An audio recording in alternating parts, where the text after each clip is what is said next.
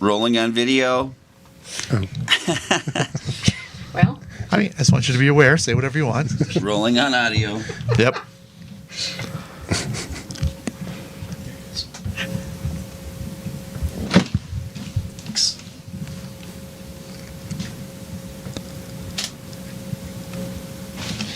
And when you guys are ready, right? I can start Yes, the sir. commercial? Okay, sounds good.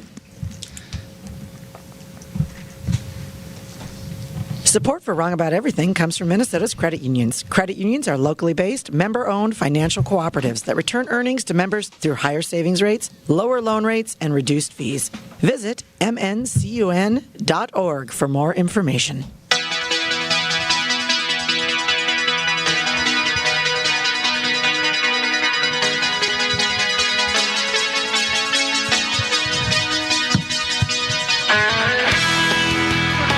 Hey, everybody. Welcome to another episode of the Wrong About Everything podcast. I am GOP strategist and Twin City Sugar, Brian McDaniel.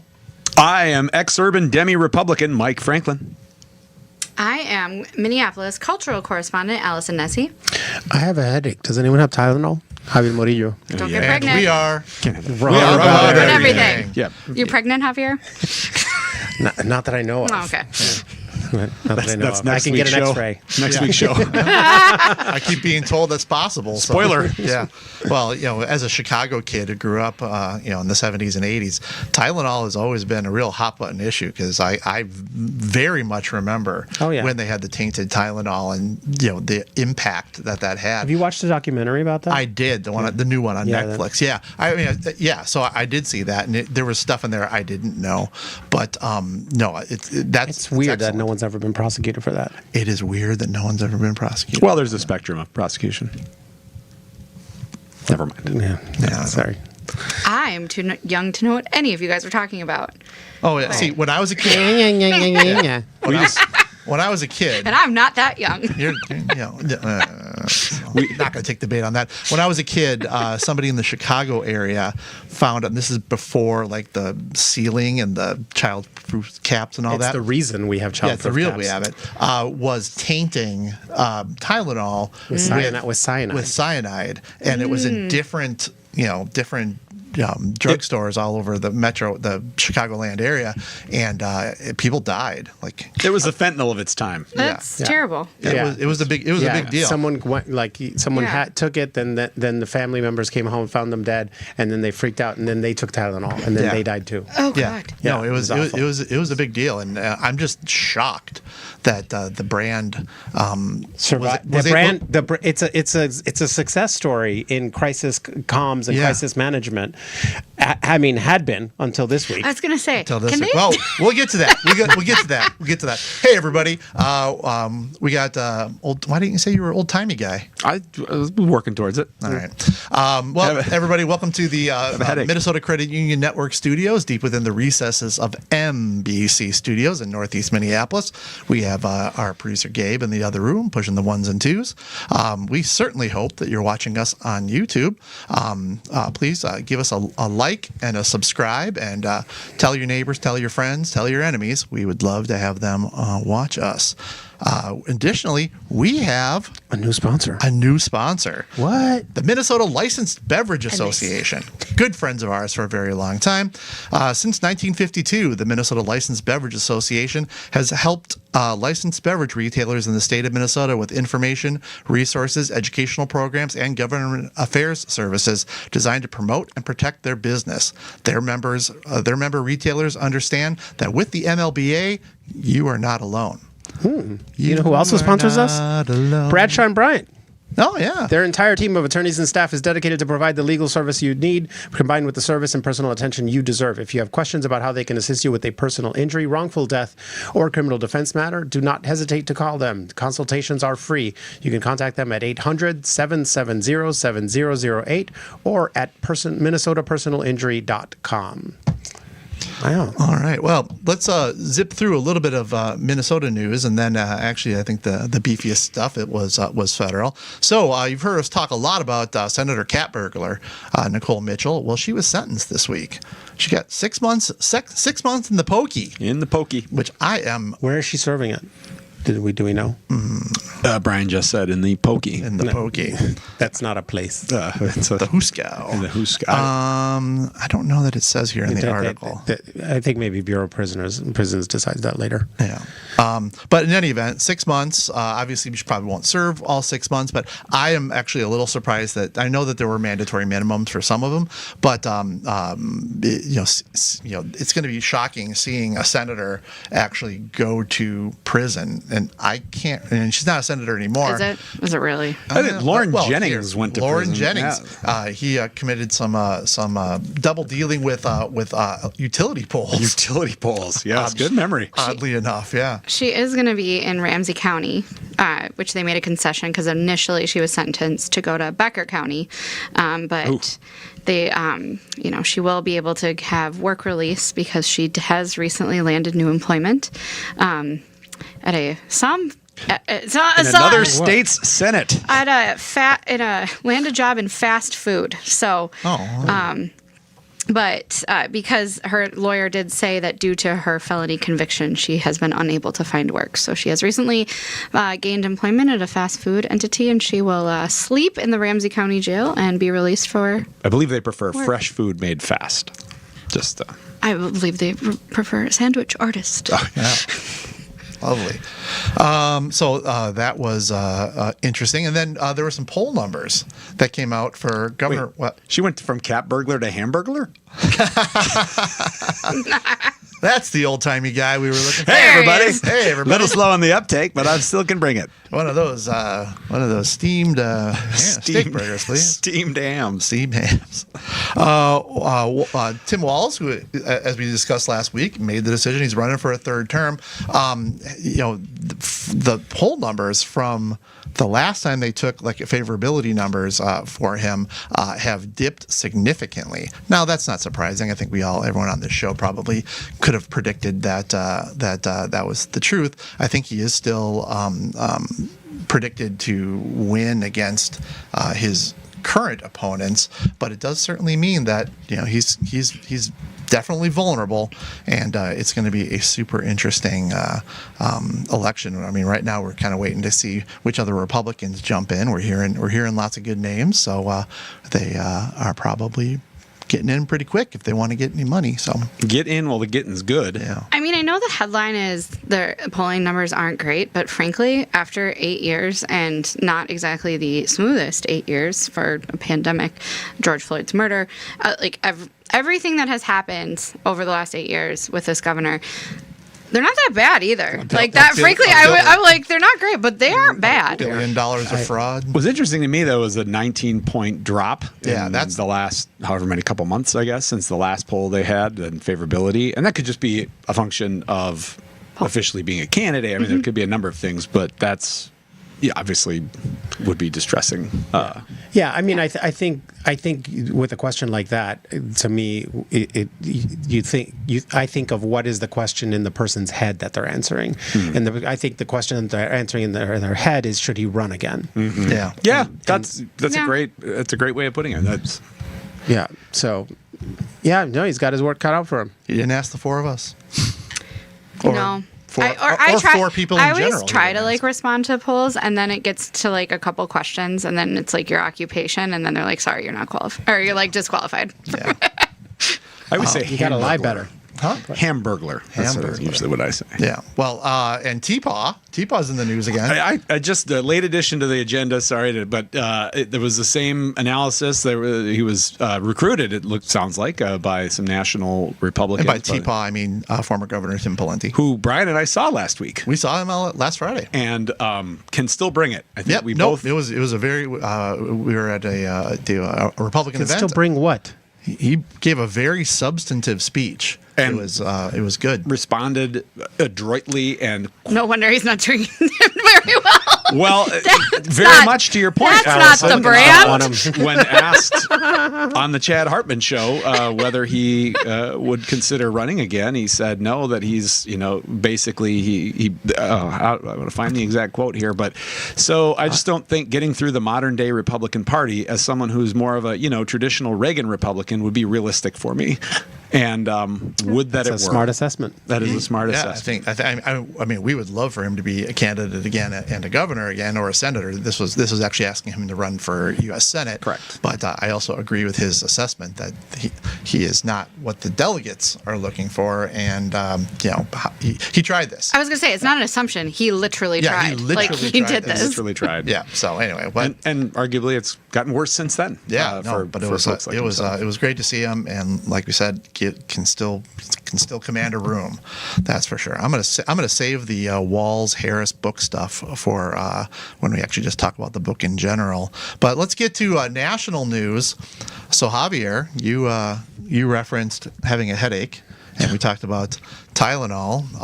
RFK Jr. and President Donald Trump have said that there could be a link between taking Tylenol and autism. Right. Based on a scientific study where the scientists themselves who conducted the study said that's not what we said. Including a number of. It was actually reading about this. It was actually really funny watching the Republicans, including Senator Cassidy and some others, twist themselves in knots, trying not to say that that the emperor is crazy. that one. Yeah. The emperor has no clothes and should The emperor Maybe can't take say Tylenol? acetaminophen. Like the amount of To be fair, It's a difficult word to say. that's like 11 syllables. yeah. I mean, one thing that could happen is someone could rehearse it with him before he goes before cameras and say, these are the words you're going to have to say, Mr. President. Does Trump strike you as someone who rehearses? No. so I'm just I think the saying. biggest Just saying. problem with Trump and his briefing documents, I have a friend that worked in the administration the first time around, and they could only be one. Eh. Sometimes I keep friends for the stories, not for the substance. But they would have to put everything on one page with pictures. Oh, yeah. So it's hard to get, the big words. There are different ways to learn. He is what he's doing is he's modeling different learning styles, so that way other people who suffer from such maladies or predilections. There are different ways of learning. There's learning and then there's not learning in this case. He just doesn't care and no one cares. If it were any other president, we'd be making fun of acetaminophen for days, but he's like We've had like 4 scandals since then. I know. But in terms of the briefing paper, I do agree that having short briefing papers is important. You're trying to communicate something complicated in a very brief way. I just wonder if it's the all caps. Because it's just known to be harder to read a document where it's all written in caps. That is true. I think that's probably too. I mean, Or this caplets. this is once again something that is we're making fun of him, but this is something to put out into the world that needed a whole heck of a lot more science behind it. It's fine to say that you need to remove things to find out, what actually causes this, but there is not a strong enough link. And a lot of times, as somebody who's had 1 million kids. Mike and I, between the two of us, we've had all the kids. A lot of times they'll say you can only take Tylenol, and so it's something It's a fever reducer, fever in pregnancy, early in pregnancy, is dangerous to the fetus. So but what can you say? What can I say? But You're free to say whatever you want, though, we can Javier. say acetaminophen. We can't. But people have trouble saying words. I work in with the asphalt industry, and I sometimes have a hard time saying bituminous. You also have a hard time saying nuclear. Nuclear. Oh, you said it right. That was I good. say it right now. I was in a meeting. Did you the go to other day speech where- therapist? No, Karen, our good friend Karen Maratz, just bullied me enough that I You make a now you conscious mispronounce effort. her name. I was like, Karen. Who? She's the acetaminophen of former Wrong About Everything hosts. Karen Moratz. Sorry. I don't know That was Karen. Potato. Yeah, you guys got me to choke. But yeah, no, she bullied me enough that I learned to say it right. And now, in fact, I carry on her legacy and correct other people. And it's like all the time. I think the biggest takeaway is talk to your doctor, which neither two of those men are doctors. Robert including F. Kennedy is in fact a doctor. of the Juris Doctorate. Yes. And What's the D stand for? Doctor.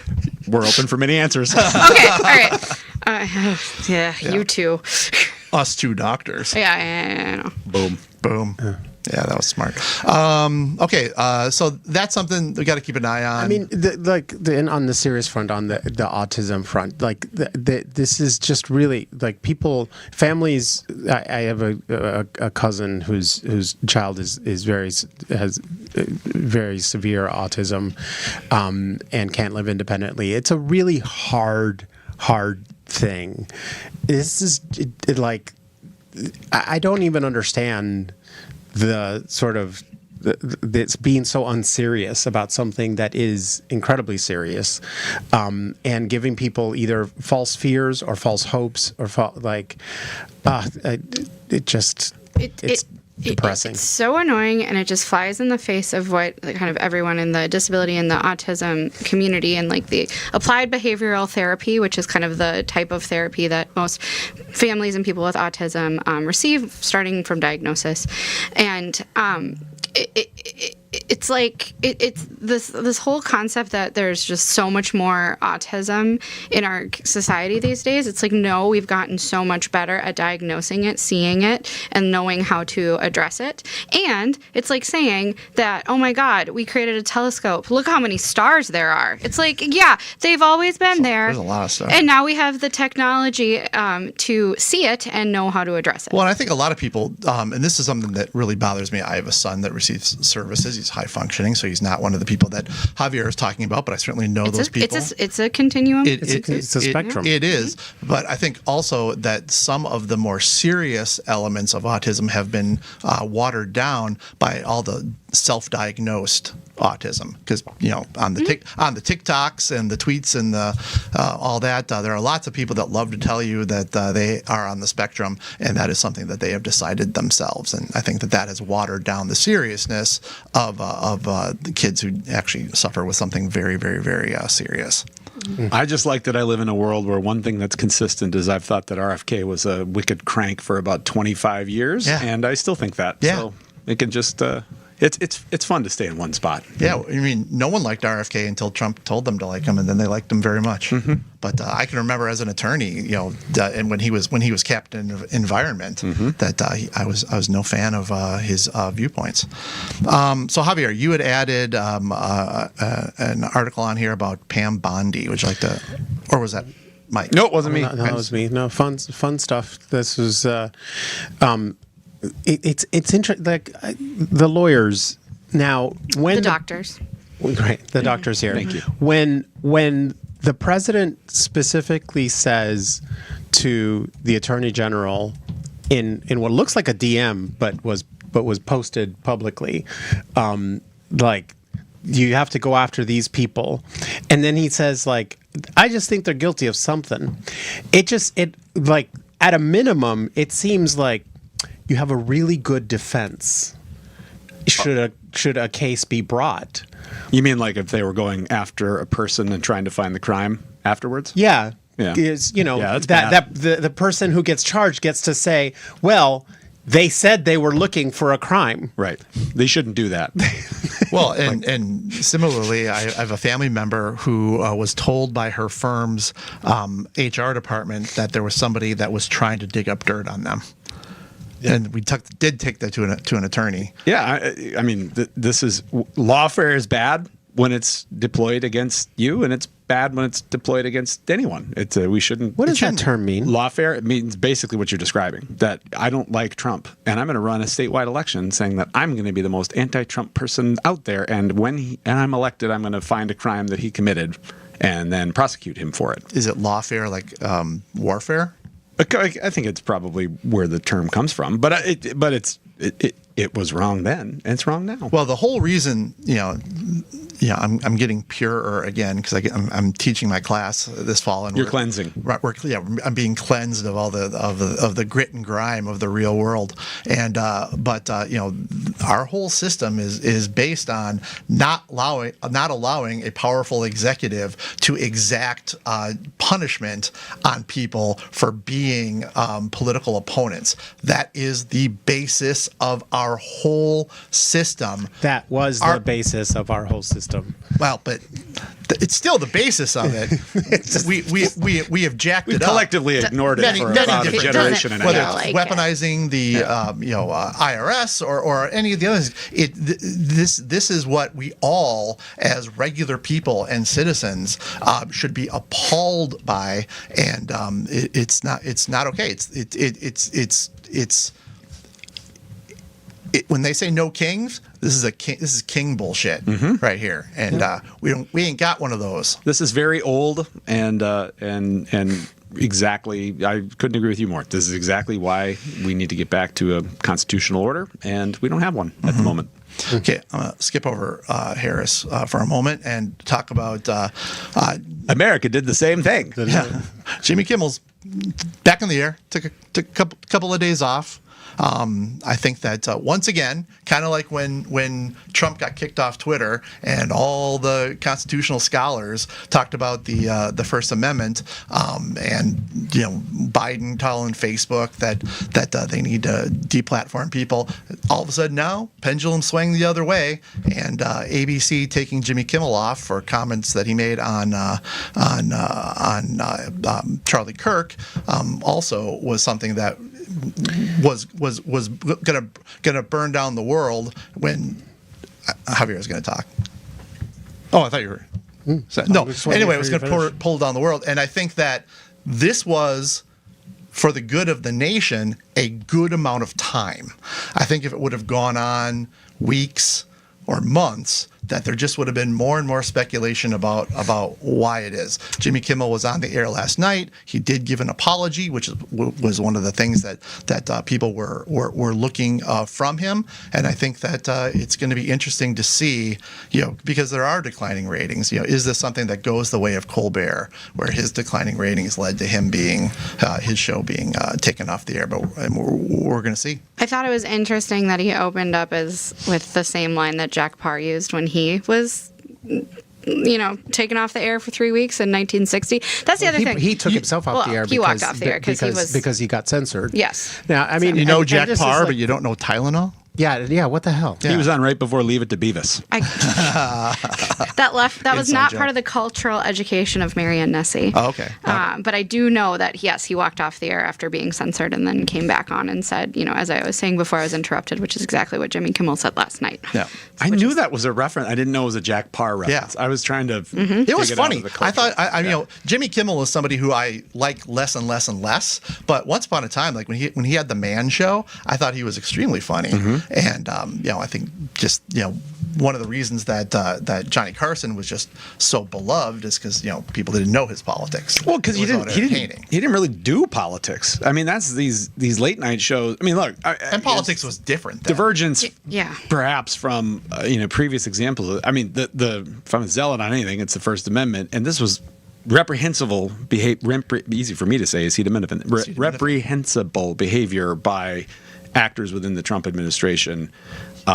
Because that's the critical difference. The FCC chairman actually saying we're going to go after stations. That is nothing like the Biden thing. It's nothing like a private corporation deciding to deplatform someone. It's like Biden telling Facebook to Other than the FCC doesn't have control over Facebook, but otherwise it's the same thing. It's using the power of government to leverage speech that you don't like. Ted Cruz. I mean, he referenced Ted Cruz. He said, I don't agree with Ted Cruz on anything, but Ted Cruz absolutely said that the administration's actions were extremely wrong. Yeah. No, something we should all agree on.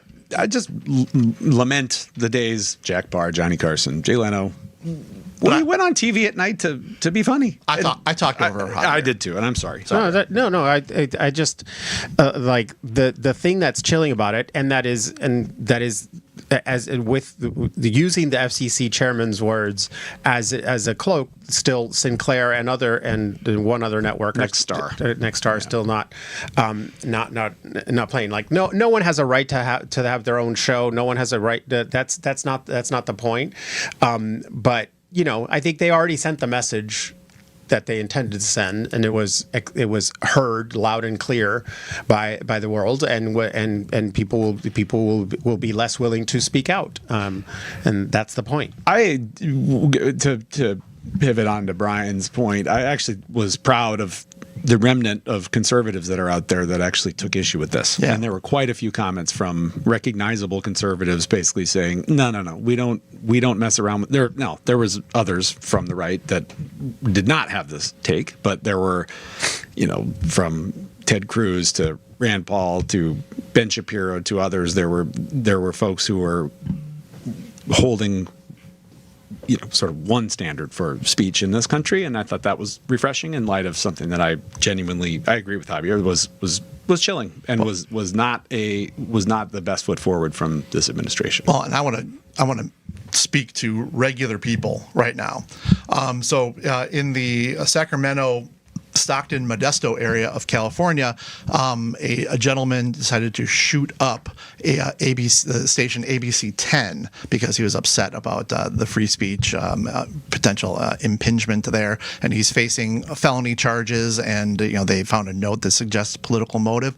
Regular people, this is not your fight. This is not something that you need to engage in, whether it's Charlie Kirk or something like this, because now this guy, because Jimmy Kimmel was off the air for less than a week, this guy is now probably going to spend the majority of the rest of his life in jail. It is not worth it. We have other ways of dealing with these things. Do not take this on as your personal crusade in a violent manner. It will not work out for you. I promise you that. And with that, fun stuff. Let's talk about good times. Kamala Harris's book.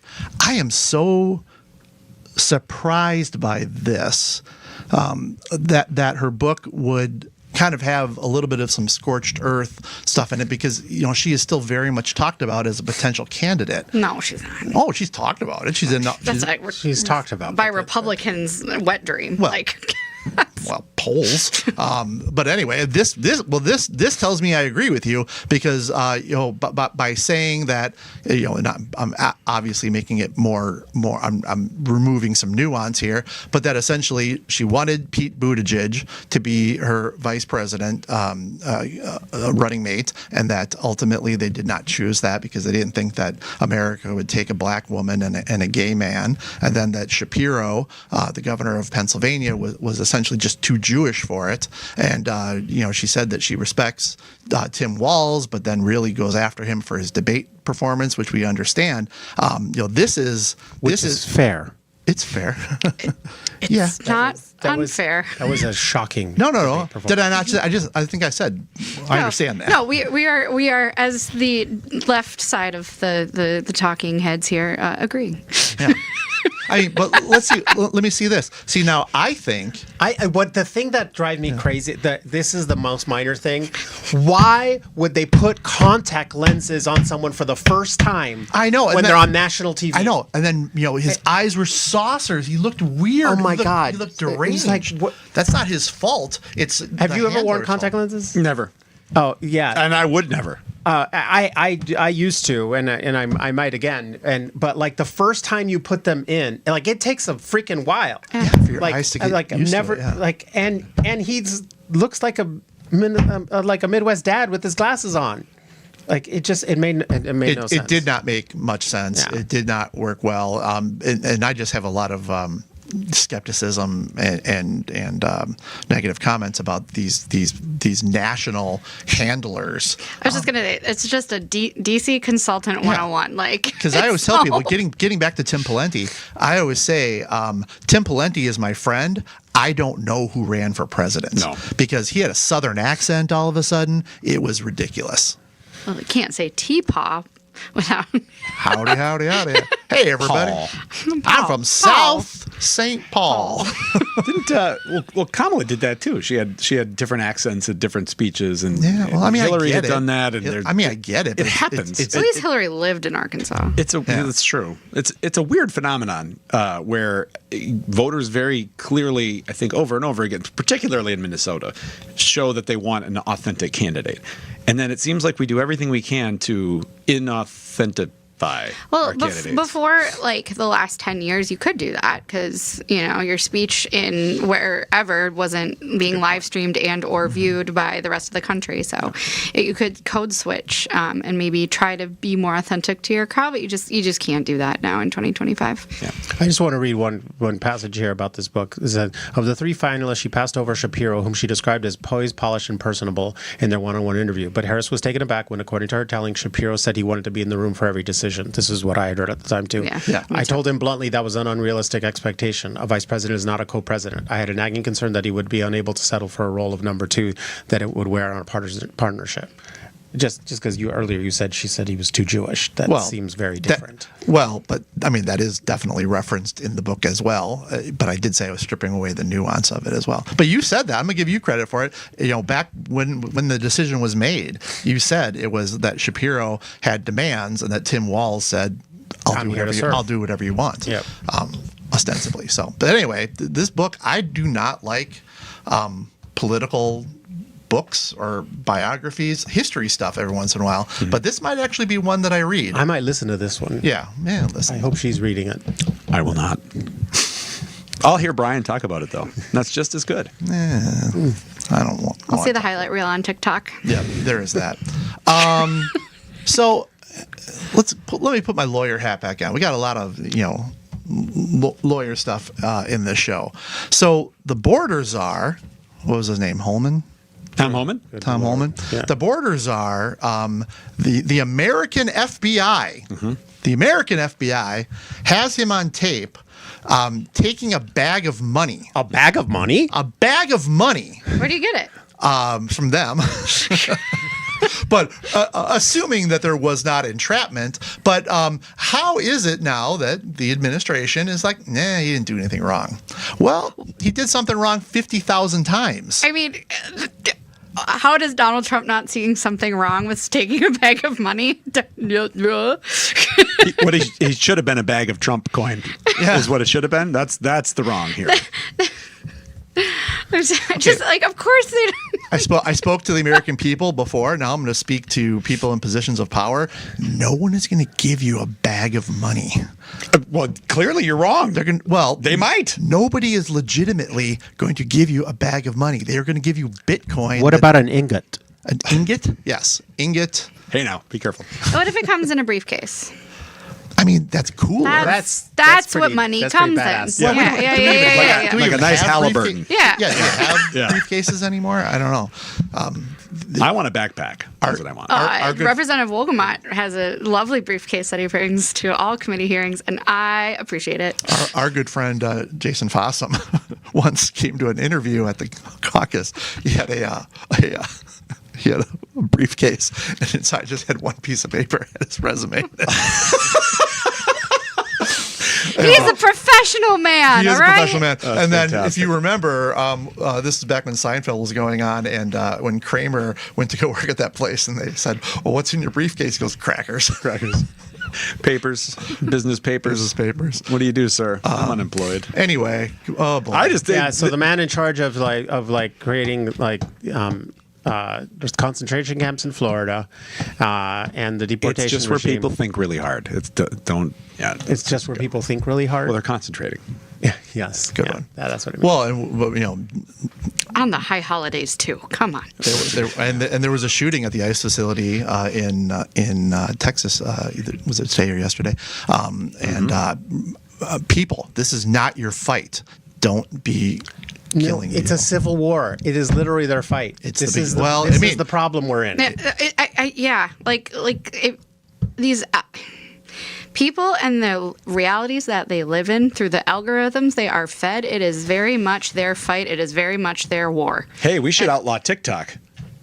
But what about the TikTok shop? Oh, I forgot we did outlaw TikTok. We did outlaw TikTok. I mean, no it's more. just for a while. Well, I mean, YouTube. Like Jimmy Kimmel, it came I mean, back. YouTube. Frankly, I'm sorry, but like the algorithms and the videos that like just keep getting fed and fed and fed and fed to people, and like it is insane the ideas that are just reinforced constantly, and so to say like I agree, it isn't your war, it isn't your thing, but to them it is very much. Well, because their they're war. being radicalized Of course. by these platforms. And finding community and finding support. And it seems like you're not and getting by yourself. encouragement. Yeah. In the old days, these assholes just would have been the guy at the bar that you didn't want to talk to, and it would end there. But now they're able to find 50,000 other assholes that tell them, or they'd belong to a bowling club, or something. I think the other key thing here is that all this is happening and the people are physically alone, Yes. physically with themselves and not interacting with other human beings.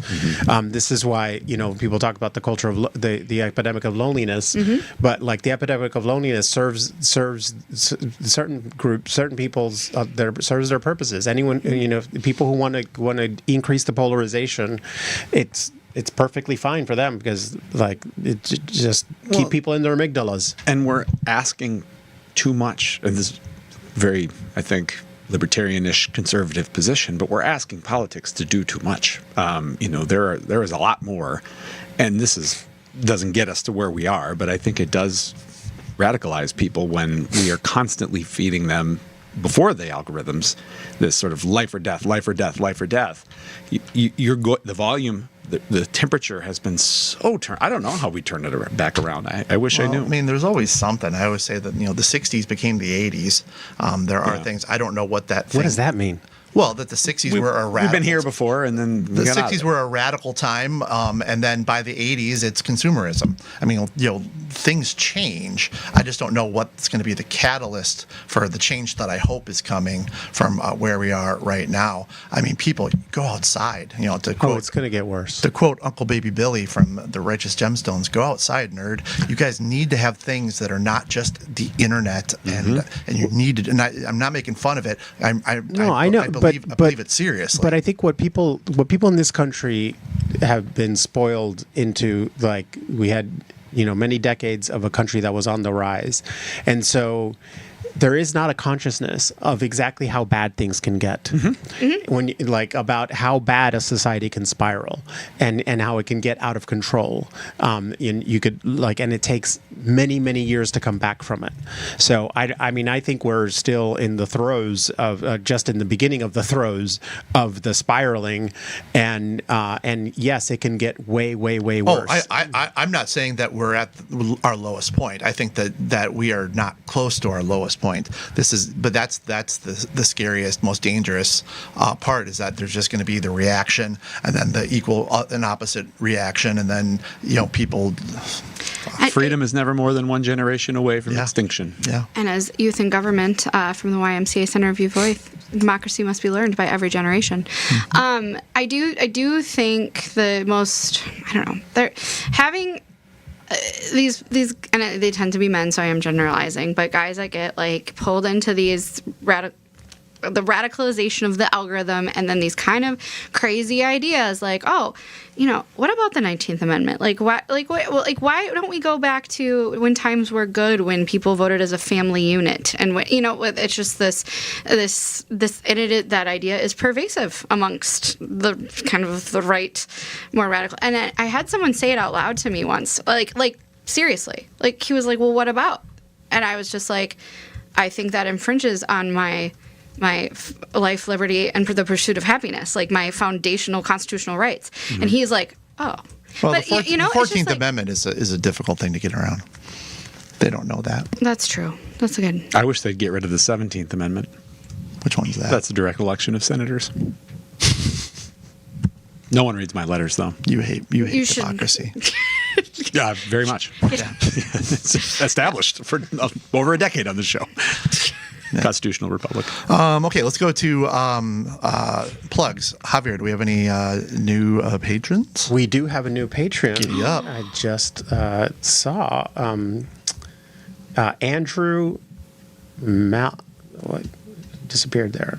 Andrew Manoleff. Easy for you to say. No, it is not easy for me to say, but his name is not acetaminophen. Andrew Acetaminophen. Andrew, thank you so much Thank for you being so the much. newest member of our Not a Dick Club. Thank you. Patreon.com/Wrong About Everything Podcast. Why do we call it that? Because you know what? If you can afford it, you've been listening to our show for 11 years or in and out. If you drop in and out once in a while, we know lots of you listen because we have stats. We look at these things. You can't just lie about this. So Yeah. I'm sorry. Every time the more abusive I get, the more people sign up. So It works. Minnesotans, I'm very sorry that I have to treat you this way, but stop being dicks. Only if you can afford it. Only if you can afford it. That's all I'm saying. Yep. There's always that caveat. And sometimes I run into people who are like, "Oh my," and they're sheepish. They say like, "Oh, I with 4 kids, a kid going to college." I'm like, no, no need to say anything at all. But it's just you and your conscience. Yeah. But if you can afford $5 a month, and come on. Or $4 a month. Yeah. You're. This is not for us. We do not take any money. We use this just for production costs. Yeah. We promise you, in 11 years, we have never taken a draw. Yeah. I mean, I would if you fuckers. Excuse me. Oh, jeez. That's too far. Kidding. Yeah. FCC chairman Carr, that was not me. We're not governed by the FCC. Yet. Do you have anything to promote? I am hosting the Moth tonight at Parkway Theater. And the theme, I believe, is underdog. There are about 10 tickets that are always open at the door. And then next month in October, I will be hosting at Gustavus Adolphus on Tuesday, October 7th, a special Moth there. And then on October 22nd, I'll be hosting the Moth Grand Slam. That's the Moth, the stories, the winners from every Story Slam get to compete in the Grand Slam. So that's always a really, really good show. And those stories they work with the Moth director. And so it's a very polished, very cool show. That will be at the Fitzgerald Theater on October 22nd. Mike? A regular guy. Allison? Normal person. All right. Well, our good friend Amy is on her way to Ireland to watch the Vikings play, which I'm a little jealous about. Jelly. Very jealous. That sounds like a very fun time. So she's on her way there. Also, I just left Ireland. Yeah. We thought you were there for the sports ball. No, Not so much. Don't worry. Thank you. But also, friend of the program, Carla Bigham, is also going to Ireland to go watch the Vikings. She and Amy should connect up. I bet they haven't talked about it yet. But both of Amy, them let are her know. so shy. they are so shy. But Carla and I, hopefully you have given it a gander. But Carla and I started a Wrong About Sports podcast that we do on Mondays, where we talk about the weekend that just was in the NFL, with a focus on the NFC North, with her being a Vikings fan and me being a Bears fan. And it's been a lot of fun since Carla is going to be across the pond. Actually, Is this on our feed? no? Oh, okay. All right. Just making That would- sure. It's just using your intellectual property. Yeah, that would it's our intellectual property. Yeah, I think it's royal yours. Yeah. But anyway, no. I just Which wasn't is what Brian consulted. makes us refer to his coffee cup as in the office. Gabe says it would mess with the algorithm, Yes, the acetaminophen. to have a sports ball. But anyway, Mike is actually going to sub as the Vikings fan for Carla this week. In addition to that, you can find Amy and I on the Bob Sansevier Show every Tuesday. Can I tell you something? Yes. The Vikings have a new hoodie. Like for the Puerto Rican community, it Yeah. says Puerto Rico on it. John Stiles won't get it for me. What? He says it's ugly. It's a hate crime. I know. I'll get it for you. Thank you. I bought you the baseball jersey. You had a birthday. That was like one of the nicest gifts I've ever gotten. I don't see you wear it. Wow. Wow. I do actually wore look for it. I wore it in Puerto Rico where it matters. Awesome. No, that does matter. I wanted you to have it, and I'm glad that you enjoy it. I actually want the Bob Dylan hoodie that he wore at Farm Aid. Did you guys not see this? Oh, no. It was a full Darth Sidious get up. He's a Sith now? It was a Sith. It was a Sith moment. Weird. He's a weird guy. Good for him. It was very strange. But in addition to the BS show, Amy and I are on the Al Travis show. I think it's going to be every other Friday going forward, and that is fun. I have a couple of comedy things coming up. I have on the 17th of October, I'm going to be telling jokes at the Rusty Bumblebee in Blaine, and then also our good friend Shannon Somebody should Watson. oil that bumblebee. Yeah, they should. Our good friend Shannon Watson in November is going to bring back her nonpartisan Purple Party, and she has asked me if I would do a set, and I have a hole inside of me that can only be filled with attention. So I said yes. But that's in November. But let's go to Spanks and Thanks, and if people can be a little judicious with the time, that would be great. Yep. I'm happy to go. Both of my spank and my thank originate from the same event, which is the Charlie Kirk Memorial, which occurred over the weekend. I did not watch it because I did not have 11 hours to spare, nor am I all that invested. But I do think as political watchers, it was, especially those on the ostensible right, there were two moments that stood out, at least for me.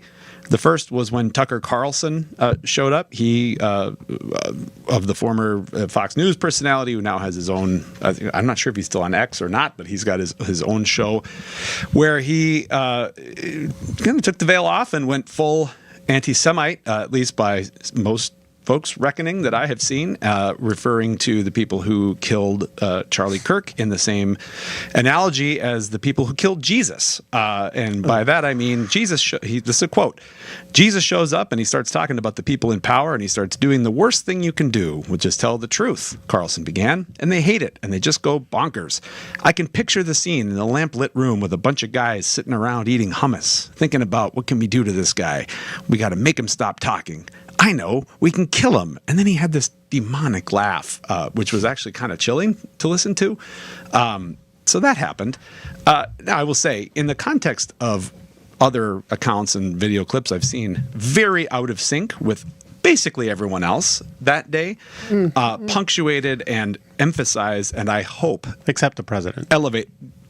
Almost everybody, I said, by what I think most people are taking away as the keynote speaker who spoke just before the president was Erica Kirk. And I really hope that folks take away from this tragedy more of an attitude of Erica Kirk, who had something happen to her, which is one of the worst things that could happen to anybody, and about... And her children. Yeah. And her children, and about...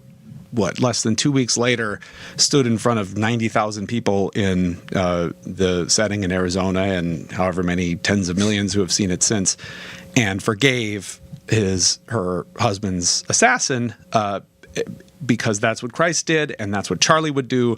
And she's right, and we need more leaders. Not that she's a leader yet, but you could see leadership qualities coming through her speech that are just missing from so many in politics. And I was very encouraged to see that, and I was very encouraged to see the reaction from so many in the crowd and since.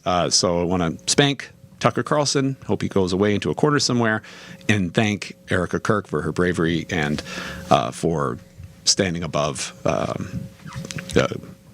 the worst possible, the worst outcomes. All right. Like to connect the blood libel of like killing Jesus to a Mormon shooting, like it seems like a stretch. I would agree. Yeah. Hence the spank. Yeah. Yes. You want to go? Sure. I have just two thanks this week because it's just too dark recently. I wasn't on the podcast last week, so I really do need to thank Senator Ann Rest because I love her. She announced last Wednesday that she will not be seeking re-election after first being elected to the legislature in 1984. But she was on CBS News last night. Actually, they had a really sweet interview at a park in her district in New Hope. And she just, I personally work with her a lot on tax issues. There's not a lot of women in the public finance tax space, and let alone women who are leaders on the committee.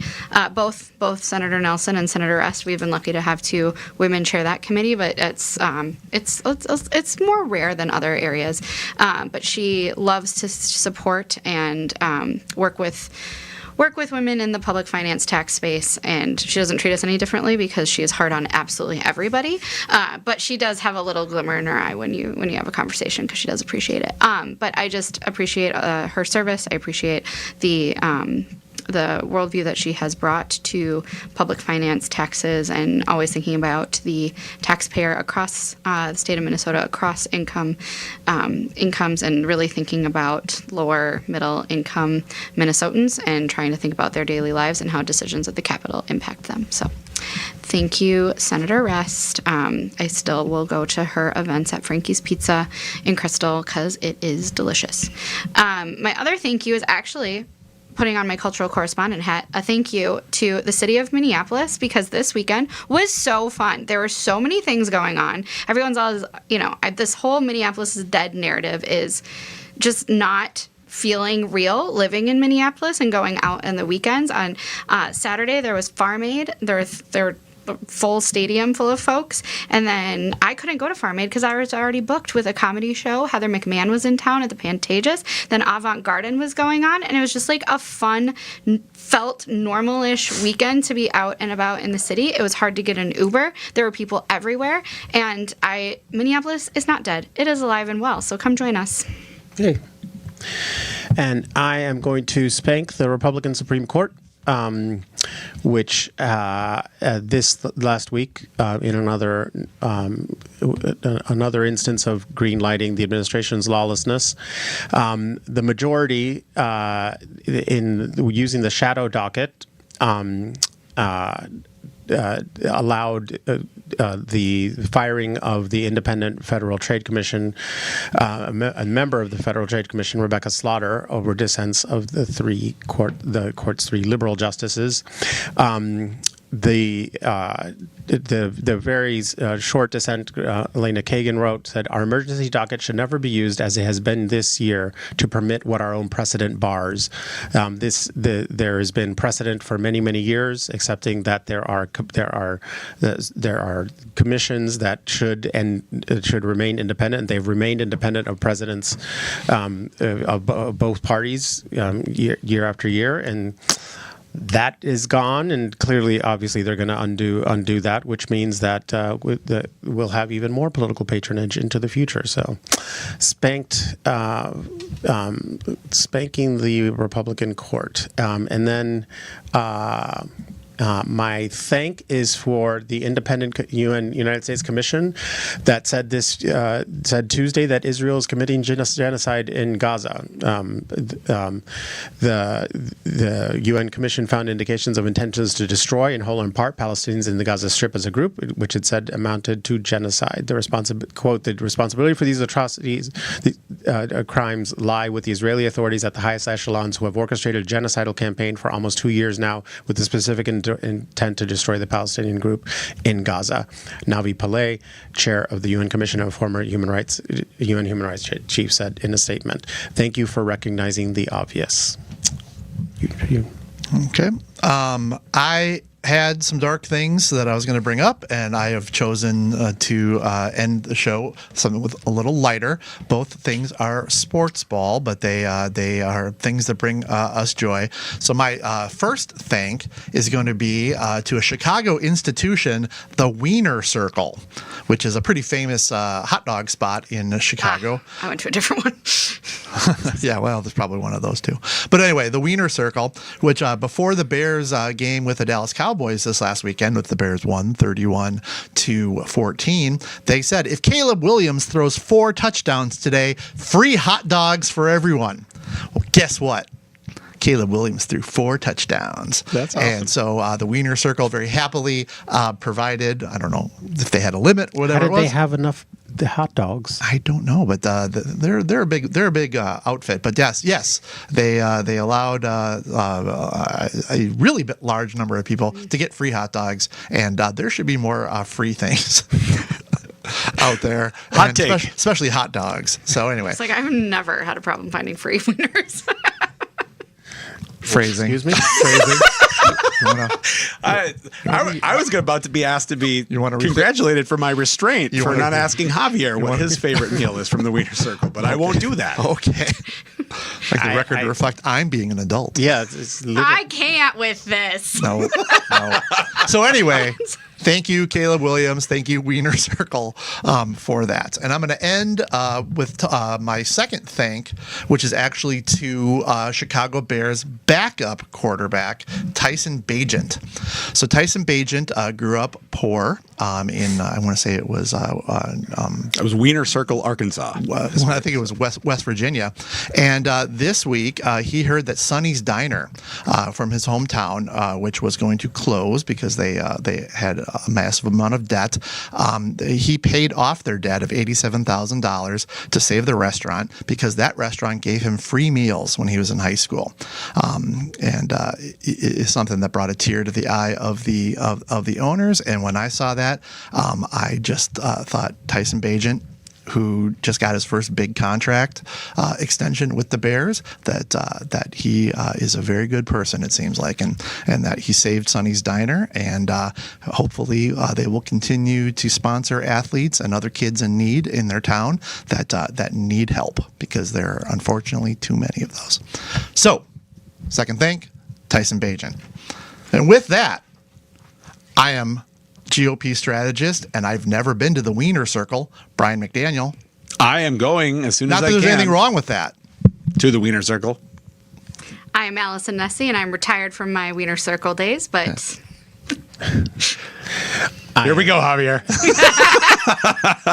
I am not taking the bait. Javier Murillo. And we are Wrong about everything. Take us away, Gabe.